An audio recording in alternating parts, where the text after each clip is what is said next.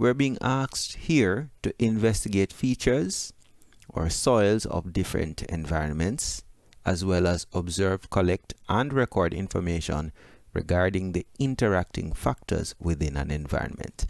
And the item type here is a selected response order match. All right. So here it says use the passage and the results of the investigation to complete the activity. And here is the passage. This passage says needs of a cactus plant. A cactus is a plant adapted to dry desert-like conditions. Most cacti store moisture in their stems. Unlike many other plants, they are less dependent on the soil to provide them with moisture. Desert cactus must have a very well-drained soil for their survival.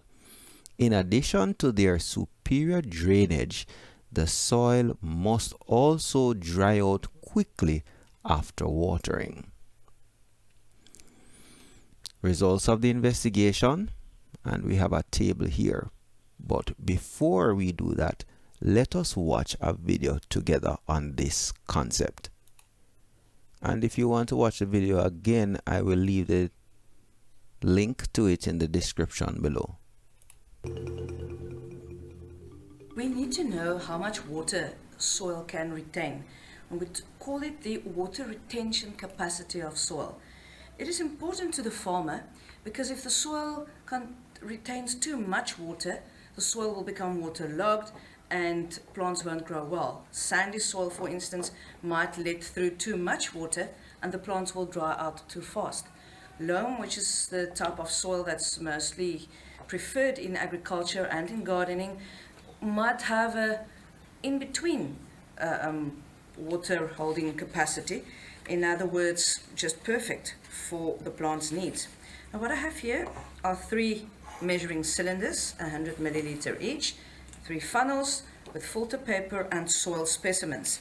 Let me just show you how one should fold the filter paper over in half and then into quarters, but with a slight overlap.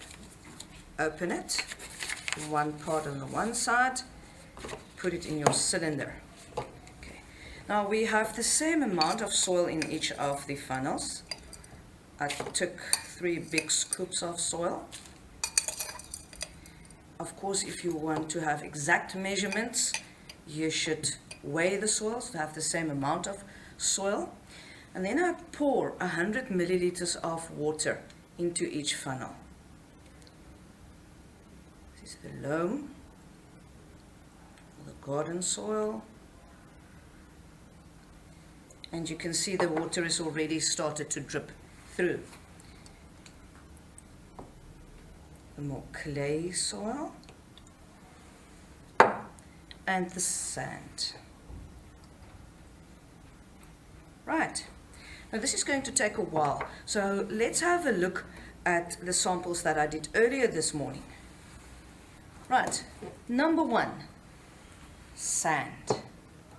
Remember, it had 100 milliliters of water poured into the funnel.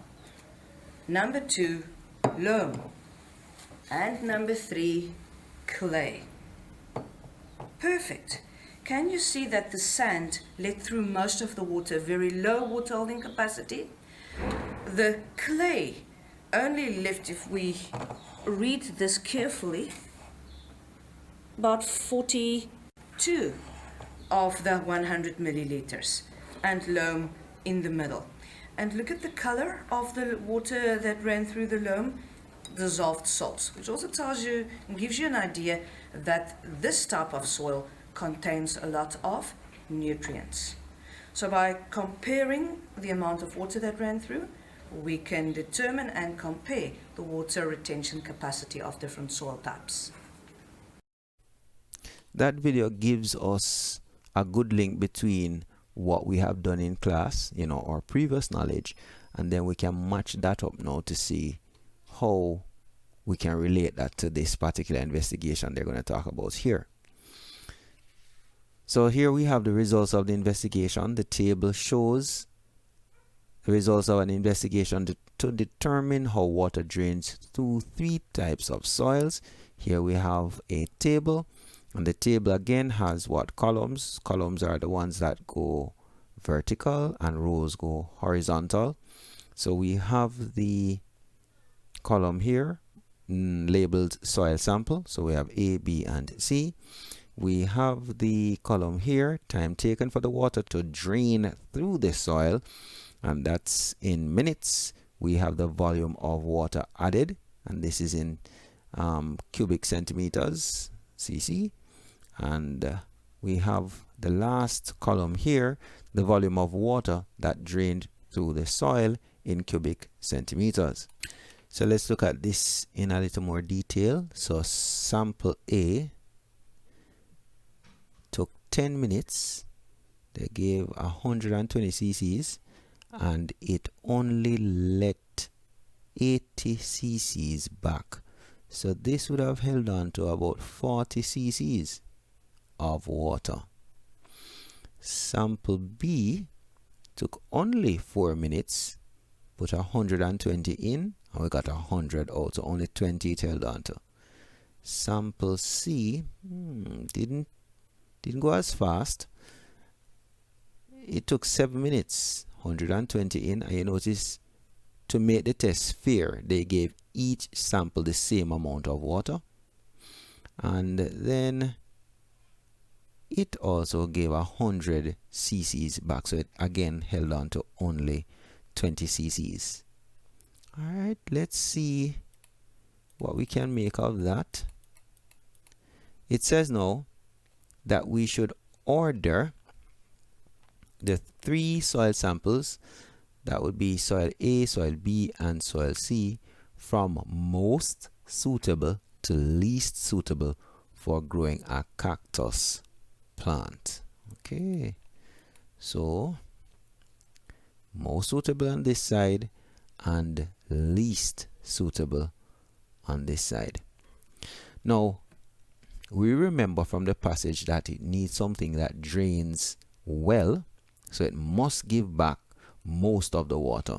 So we couldn't include soil A as being most suitable. In fact, based on the fact that this holds on to the most water, right, then that would mean that this is the least suitable. So let's go soil A would be least suitable. So this one is now out, so it's between B and C. Now soil B, it drains the fastest, and we heard that that is something that is important. The soil must drain quickly. So soil B, and then in the middle we would have soil sample C. Okay, yeah. So let's go over to make sure that we're correct. Order the 3 soil types, soil A, B, and C, from most suitable to least suitable for growing a cactus plant. So we're saying that soil A, that one is not going to be very suitable. It's the least suitable of all because it takes the longest to drain, 10 minutes, and it holds on to the most water.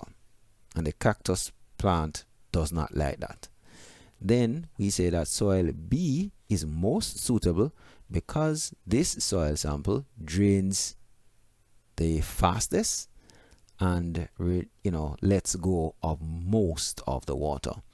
And that leaves us with soil C, which we will put in the middle, as it also drains water pretty quickly, but not as quickly as soil B, and releases most of the water as well.